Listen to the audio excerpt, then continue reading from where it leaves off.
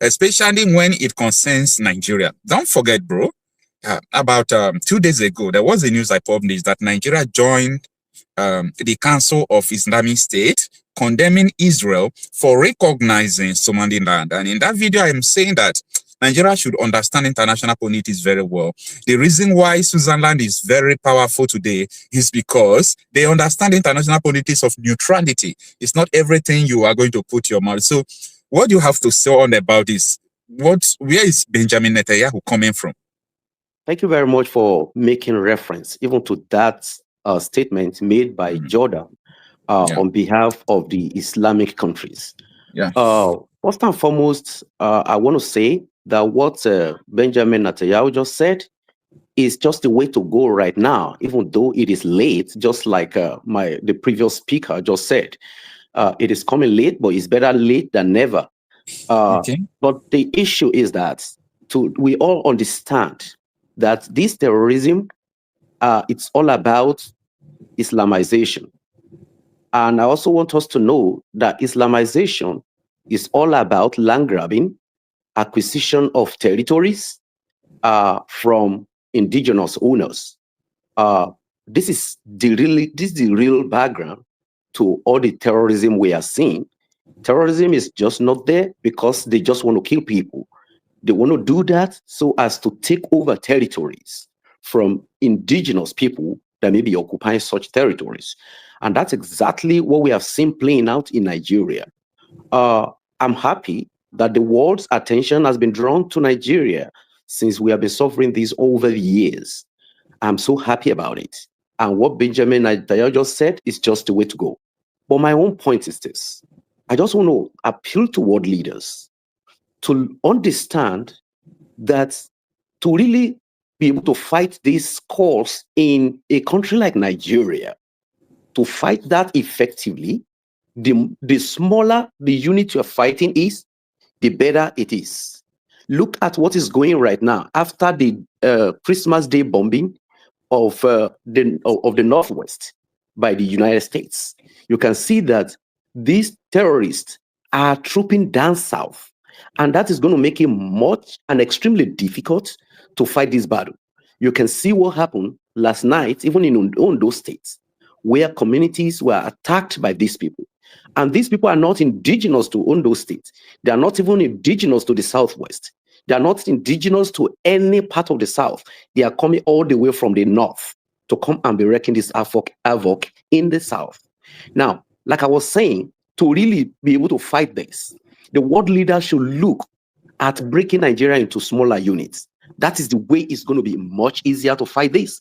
Because if Nigeria is broken into smaller units, into indigenous nations, you will realize that most of these terrorists that are down south, they will leave that place once they realize that new countries has emerged. They will leave the south and they will rush back to the north, which means they will be concentrated in the north and it will be easy to fight this battle.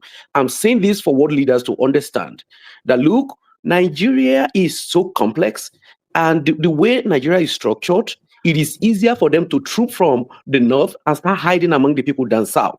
In order to really fight this, the strategy should be to break Nigeria. That Nigeria is an establishment of the British in the interest of the British. And that business interest of the British is no longer what we have today. So therefore, since Nigeria is no longer under colonization, as it was there is no need for that existence that is now becoming an ideated problem to the global community. Therefore, world leaders should look into Nigeria, break it down into its smaller units. The indigenous people will be able to chase these people out of the forest, and they will go back to their country up north, where it will be easy to attack them where they are concentrated. That is just my contribution, Brother Okocha. God bless you. Thank you so much. All right. I could not stop you on the way because I was understanding what you just said, what you were saying. So thank you very much. That is a very good point of view towards this problem. Thank you very much. Okay. Happy New Year. According to the Gregorian calendar. I wish you the same. Since you are driving, right? Yes, I am. I'm concerned about your safety. I don't know if you can. I am fine. I have my earpiece on. Okay. So be careful about that. Life first. Yeah, I mean the road is better here, not like that hellhole where All right. Yeah. All right. Thank you All right. for the concern. Yeah. Okay. Mhm. I really wanted to ask you a question like you have Yes. seen the world interest now, the decisions they have made about Nigeria and so on and so forth. The question I want to put to you is this. Now, coming to take away these terrorists, I know that it's not the only option by the America or the Israel or whoever it may concern about Nigeria. What do you think that should be done to permanently end the death of people? Now, don't forget my own interest. I believe that one soul is greater than a country, like the unity of a country. Instead of people to be dying anyhow, anything that is going to bring peace and everlasting peace is what I am after. So, what do you have to say, or what do you derive from this world interest on Nigeria about this current situation? Yeah, thank you, my brother, for the question, and those that have contributed. Some have said a very nice put a very nice point. I have a few points that I'm going to make in response to your question. Like you said, and I'm in that same school of thought as you, that Nigeria is not viable. But first of all, I wanted to ask you a question. I'm going to answer your question. But Marcel Okocha, do you believe that Nigeria is not real? It's not a real country. The question is something that from the president to the down part of everyone in Nigeria knows about it. Yes, everybody knows about it. So it's not real. It's like it's something you see in the movie. Like it's not real at all. And everybody, I'm sorry to tell you this.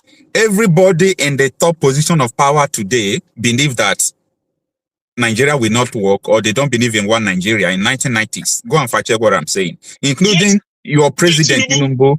At the time, he said, "I don't believe in one Nigeria." So everybody knows that this is not it. So then why do people continue to hang on to this? Nigeria, to answer your question, the solution is to everybody to go according to culture base.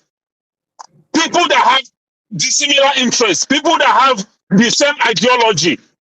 Ideology is what makes a people. A nation is being built by ideology. How can I have ideology? You and I have ideology of going to the moon, of building rockets, of building airplanes. And then the people you are sharing the country have ideology of rearing cattle, walking with their cattle on your streets. They have ideology of killing you, coming to possess your land, because they believe that somewhere told them that your land belongs to them. This is the problem. And my brother, for those who are keep crying, responding that Israel came late. My brothers, Israel don't owe you any goddamn shit. When Israel was fighting their own, you did not go to help them. You're supposed to fight for your land. Look at what is happening in Syria right now. I mean, look at what is happening in Iran today. Fight against this terror family.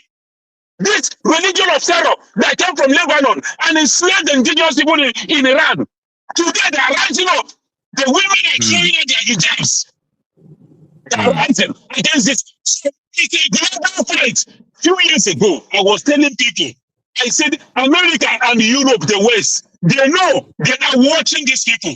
There is a report that came out. They know that these people, that Islam are making a move to conquer the world. Many in Europe, they are planning to multiply in number. They are trying to overtake the world by population. They come into America, one family. Before you know it, they'll bring their parents, they'll bring their cousin. Before you know it, family of 4 turn out to become family of 8, 12 in a very short period of time. All right, summarize. They were watching them, and now they have decided to fight back. Everywhere in Europe, these people are beginning to raise their ugly head. Now the fight has begun. I don't care what any propaganda against Israel or America. This is the two countries that is spearheading the fight against jihad in the world right now. And they need to be supported. Nigeria is on the table, as you said it. Nigeria must end. When they recognize Somaliland, Israel, everybody is crying. Even the Yorubas, which I don't know what is their problem. I don't know what's the problem of the Yoruba, what they really want. Many of them are crying, supporting the Fulanis. You must not generalize it. My brother, I'm speaking what I see. I'm speaking from what I see. So what about Igbo politicians?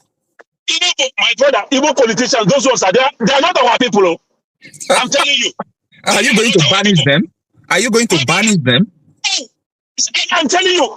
We are talking about generational something. Okay. Like sometimes I do sit down, I started thinking, if this thing continue, how will 20 years be in Benue?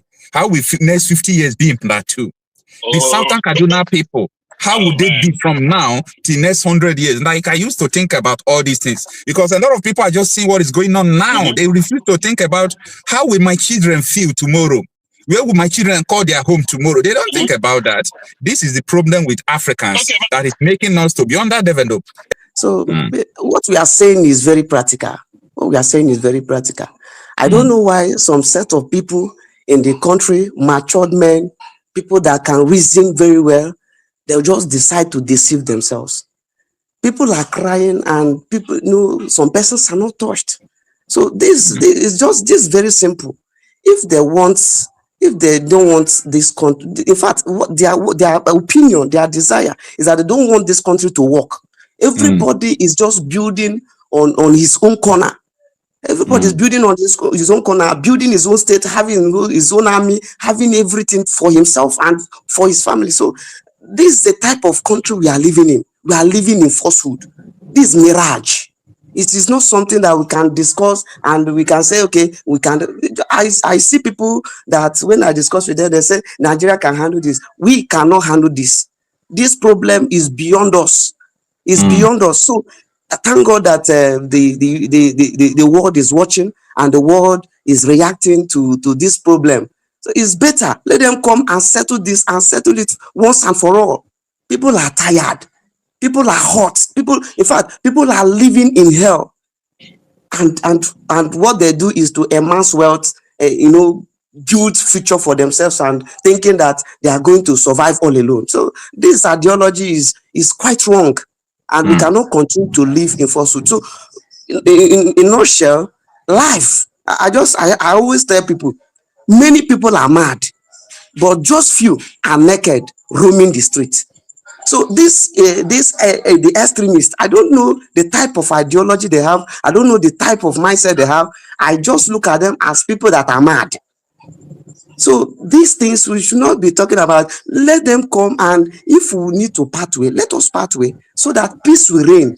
People will go their different way and begin to build on themselves the future that our children will enjoy, will cherish, will live in. Let us stop living in falsehood. Thank you very much. All right. Thanks for joining us. I really appreciate it.